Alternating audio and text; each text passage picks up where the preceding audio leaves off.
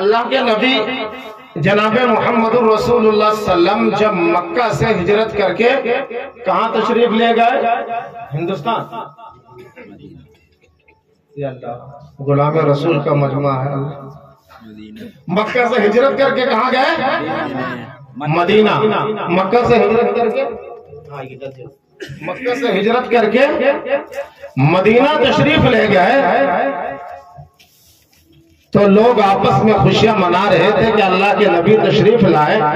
تو اسی دوران ایک انسان آتا ہے تلوار لے کر ہاتھ میں.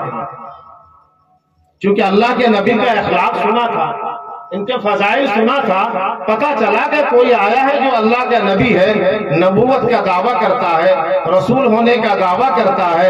وہ یہ کہتا ہے کہ جبریل امین آتے ہیں، وحی آتی ہے. چلو دیکھیں. تلوار ہاتھ میں لے کر پیارے آقا جناب محمد رسول اللہ صلی اللہ علیہ وسلم کے پاس جاتے ہیں اور جانے کے بعد عرض کرتے ہیں کہ یا رسول اللہ آپ محمد ہیں. کچھ فرما رہے ہیں کہ آپ محمد ہیں. فرمایا کہ میں محمد ہوں. فرمایا کہ آپ نبی ہیں. فرمایا کہ میں نبی ہوں. فرمایا کہ آپ پر وحی آتی ہے. بلا میرے اوپر وحی آتی ہے. جبریل امین آتے؟ بلا جبریل امین آتے ہیں. تو یقین آ گیا. اپنے ہاتھ کو بڑھایا اور کہا کہ پیارے آقا مجھے کلمہ پڑھا دیجئے، میں آپ پر ایمان لے آتا ہوں. مجھے کلمہ پڑھا دیجئے، میں آپ پر ایمان لے آتا ہوں. آقا نے کلمہ پڑھایا، وہ شخص مسلمان ہو گیا.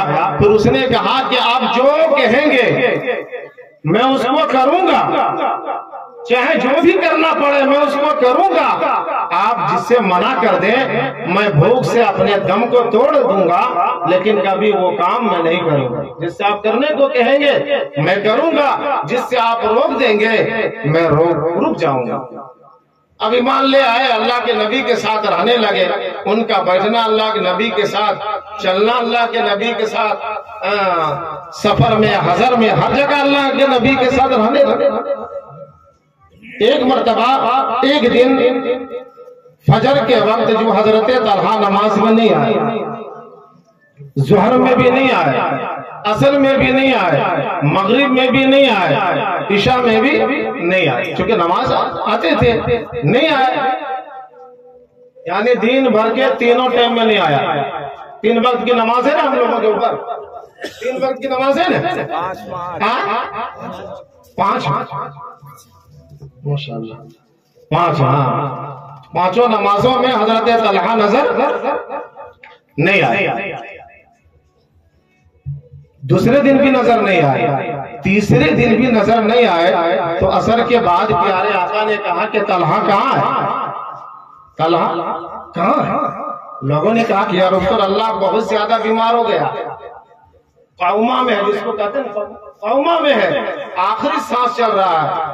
پیارے آقا بولے چلو عیادت میں چلتے. گئے، جانے کے بعد دیکھا کہ سچ میں قومے میں ہے، سانس چل رہی ہے. پیارے آقا نے کہا گھر والوں سے کہ آج ان کا انتقال ہو جائے گا.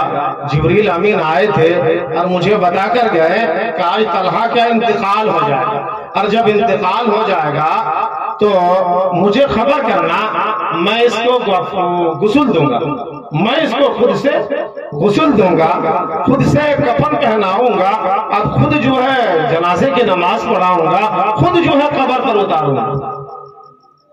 یہ وصیت کی ہے اللہ کے نبی کہ میں جاتا ہوں، مغرب کا وقت ہو جائے گا، مجھے مغرب کی نماز پڑھانی ہے، عشاء کی نماز بھی پڑھانی ہے، میں جاتا ہوں، مجھے خبر کرنا. اللہ کے نبی ٹھیک نکلے، تب تک وہ حضرت طلحہ کا ہوش آ گیا. طلحہ کا ہوش آیا، وہ چلاتے چلاتے ہوش آیا کہ پیارے آقا کہاں ہے، پیارے آقا کہاں ہے. نبی کے غلام تھے، پیارے آقا کہاں ہے. کہ لوگوں نے کہا کہ پیارے آقا ابھی آئے تھے اور وہ چلے گئے، اور وہ یہ وصیت کر کے گئے ہیں کہ وہ آئیں گے. بولے ہیں کہ رات میں ان کو دفن کرنا ہے، میں رات کو آؤں گا، میں خود سے غسل دوں گا، کفن دوں گا، جنازے کی نماز پڑھاؤں گا، مجھے خبر کرنا. حضرت طلحہ رضی اللہ تعالی عنہ نے کہا کہ خبردار نہیں، خبردار نہیں، اللہ کے نبی کو نہیں بلانا.